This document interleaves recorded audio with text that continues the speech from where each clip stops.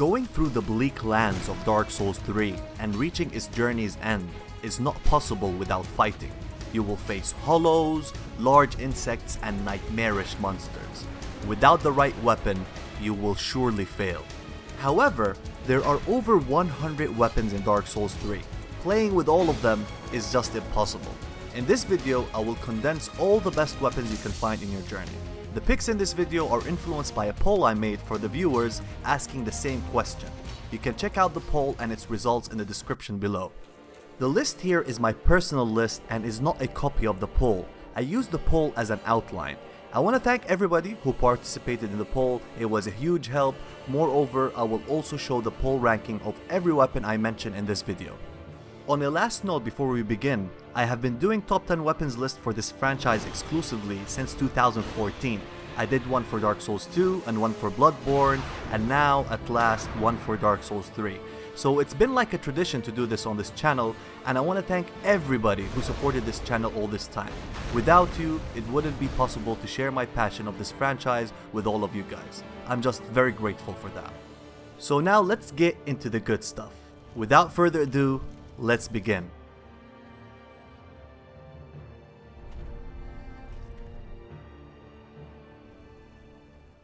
Number 10.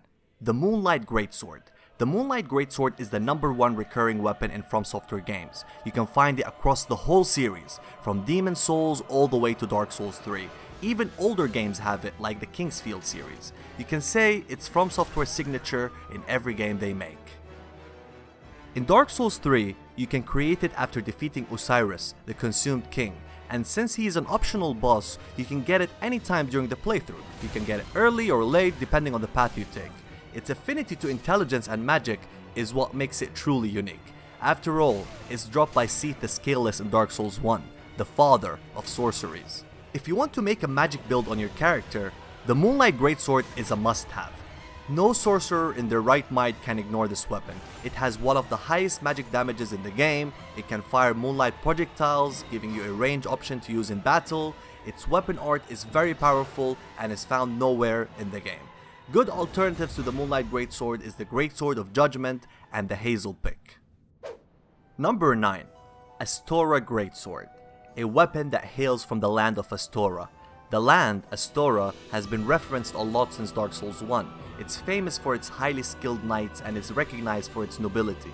Some of our favorite NPCs hail from Astora. Just to give you some of them, Solaire of Astora, Andre of Astora, and Anri of Astora. The Astora Greatsword falls under the Ultra Greatsword class, and is single-handedly the most adaptable weapon in the whole game. If you're a strength character, it works. If you're a dex character, it still works. Even spellcasting builds can use it with very high efficiency. So whatever build you're using, you can always have the trusty Astora Greatsword in hand, and it will always do its job. Furthermore, it's the lightest Ultra Greatsword in the game. It's even lighter than some standard Greatswords, and on top of all that, it's found very early in the game, in Cathedral of the Deep.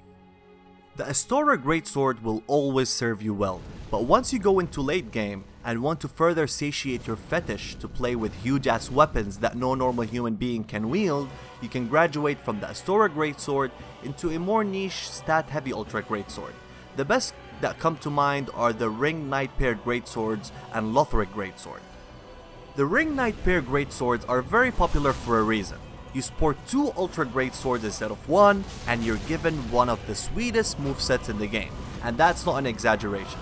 However, they do require a ton of stats and are found very late in the game, so you won't be able to enjoy them much in your first playthrough. The Lotric Greatsword is arguably one of the most common weapons you see in the PvE scene. Its sheer damage at very high levels are almost unparalleled.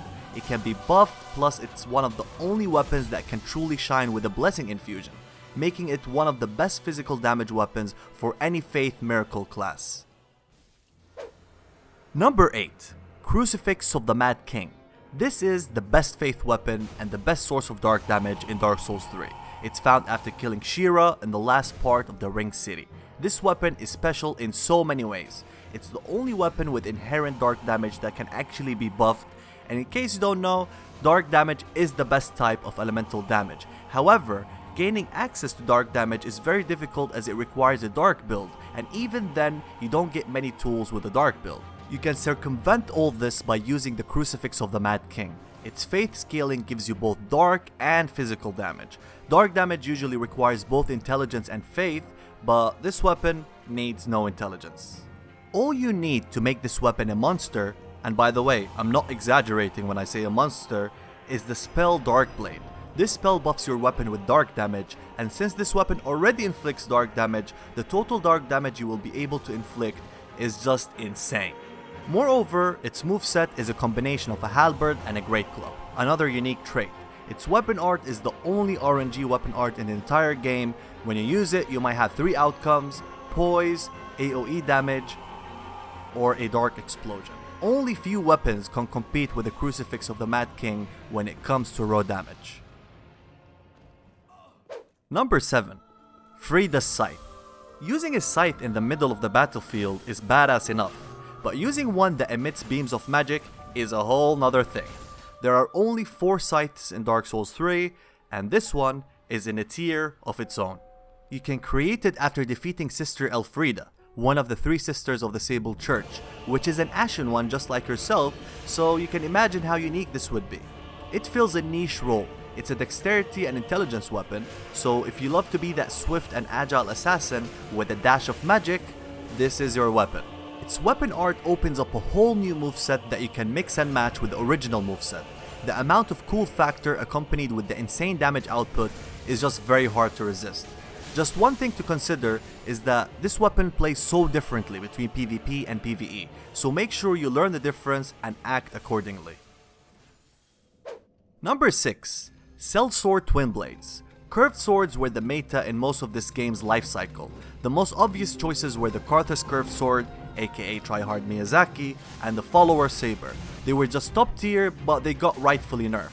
However, the Sellsword Twin Blades, which is a paired curved sword, was always good from the beginning. It survived all patches to this day. They were even kinda meta since they were so good against ganks. It's the starting equipment for the Mercenary class, or it can be found in the forest after the Road of Sacrifices, which is extremely early game. It's a dex-oriented weapon, which makes sense since you're swinging 2 curved swords. The DPS on this thing is outstanding. Since you're using 2 weapons at the same time that can be buffed, this is a recipe for extreme damage output, and it's a thing that is hard to miss if you are using it in PvE, especially when you buff it and use Pontiff's Left Eye Ring. On top of all that, the moveset is just fabulous. The weapon art chains with other attacks seamlessly, giving you that agile assassin Dothraki feel. It also has an infamous combo that can kill phantoms in just one go. Yes, in just one go, making it a very lethal option in invasions. But with all this power, there is one downside. Its range is abysmal. That will rarely affect you in PvE, but it's very noticeable in PvP, and most people know about this combo, so good luck landing it. Number 5. Freid Blade. Who doesn't love some katana? Who doesn't love magic? And who doesn't love dragons? Well, the Freid Blade is a katana that is dropped from a dragon and uses magic. It's a mixture of Dragon Glass and Valerian. I mean, it's found in the Ring City after defeating the almighty dragon, Darkeater Midir. So you can see the origins of this weapon is just cool by itself. But nevertheless, this katana is a dex weapon. It's very long and does what katanas do best. But it has something extra. The weapon art has 2 moves. A ninja rage slice that bleeds anybody in its path, and a ranged magic attack. Any weapon that gives you a range option is already good enough, but this move is especially good. It is easy to hit targets with and does respectable dark damage. You can also hit the katana and the projectile at the same time, resulting in extraordinary damage. The katana's speed and its very versatile moveset makes it a force to reckon with, as smart players will rarely get hit while using the Freid Blade. A very good alternative weapon is the washing pole. It's a very dangerous katana and has the longest range between the katanas. Its running attack is so prominent that most veterans know the move by heart. After all, it's been there since Dark Souls 1 and has been dangerous since then. So yeah, it's really difficult to bring up katanas and never mention the washing pole.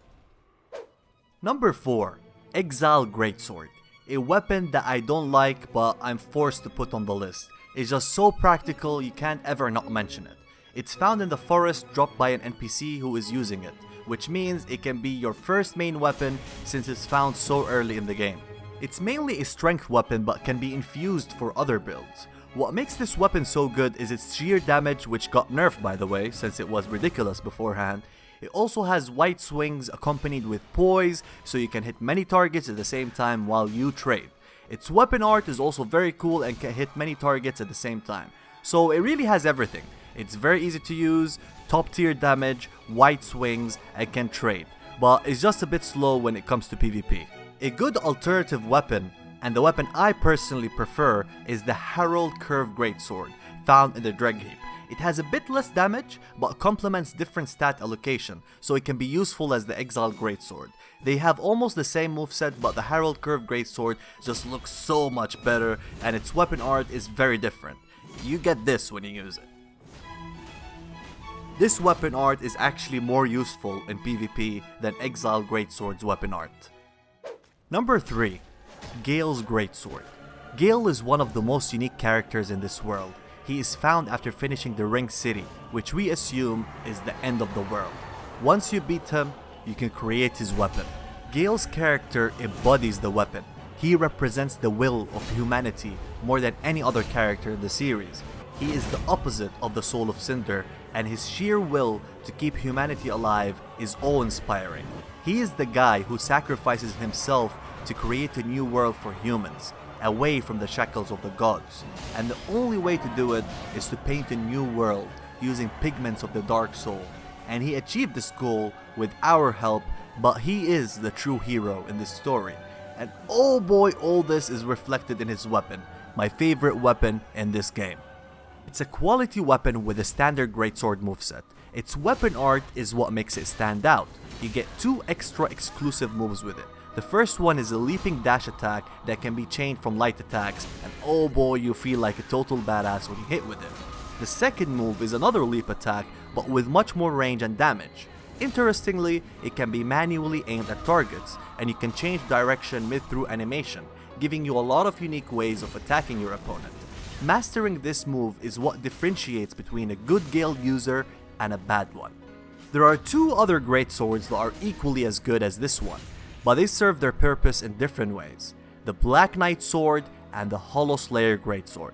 These 2 weapons have always been the best greatswords before Gael's greatsword arrival, and both are so good in their own way, it's difficult to say which one is truly better. The Black Knight Sword has unique one-handed attacks, plus the best defensive weapon art in the game. This weapon art makes you poise through almost any attack in the game, accompanied with damage reduction. It's so fast and reactive, it feels like you're cheating the game when using its weapon art. The Hollow Slayer Greatsword was wielded by Luke Teal of Mira from Dark Souls 2. It's nice to see it back.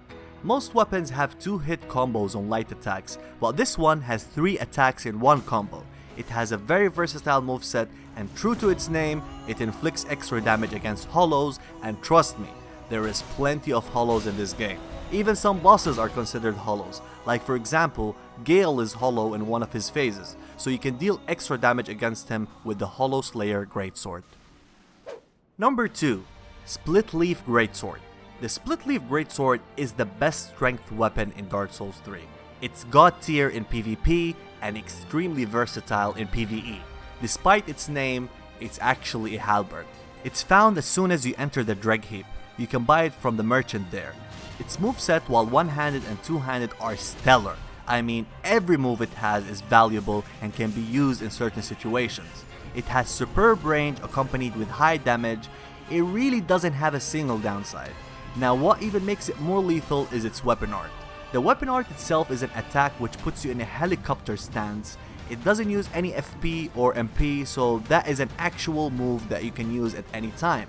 The weapon art can be transitioned into a light or heavy attack. Each attack is unique and can connect from the weapon art. There is a combo in PvP where you can light attack, then weapon art, then light or heavy attack. The whole combo can connect guaranteed, making this weapon very deadly in the PvP scene. Before we go to the number 1 spot, here are some honorable mentions.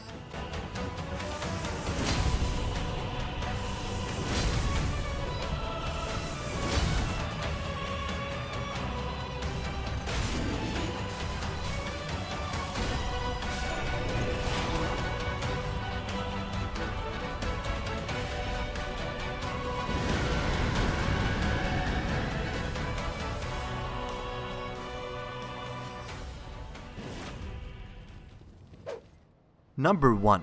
Lotric Knightsword. Here is where me and the poll agree 100%, and I don't think it surprises anyone that a straight sword made it into the number 1 spot. It's really lame, but that's a side effect of trying to be as objective as possible. The Lotric Knightsword is dropped from Lotric Knights, so you can acquire it literally in the first area of the game. Straight swords are very fast and consume very little stamina, and in Dark Souls 3, where most enemies are very fast and openings against bosses are extremely short, the straight swords just dominate.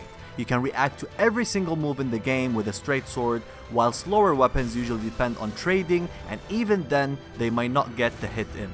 The Lotric Knightsword has some perks that makes it the king of all straight swords. It is one of the longer straight swords, it has the highest damage on a proper build, and has higher critical damage on backstabs and riposts compared to other straight swords. Even in PvP, the Lotric Knightsword is top tier. Even beginners can effectively play with it, as it's very easy to use, R1 spam friendly, can be buffed for insane damage, stuns like a boss, and it's very effective roll catcher. Plus, it has hyper armor on its weapon art attacks, so you can even trade with it. It literally has every good property the game offers, and that's why the Lotric Knightsword is the king of all weapons in Dark Souls 3. I know that a lot of you guys won't agree with this list, but that's a good thing. It promotes discussion, which I'm looking forward to see in the comment section below. I would also love to see your top 10 picks for Dark Souls 3. So that's all for this video. There will be a top 10 spells in Dark Souls 3 video soon, and an in-depth playthrough of Dark Souls 3, so make sure to subscribe so you won't miss any of it. Thanks for watching, farewell.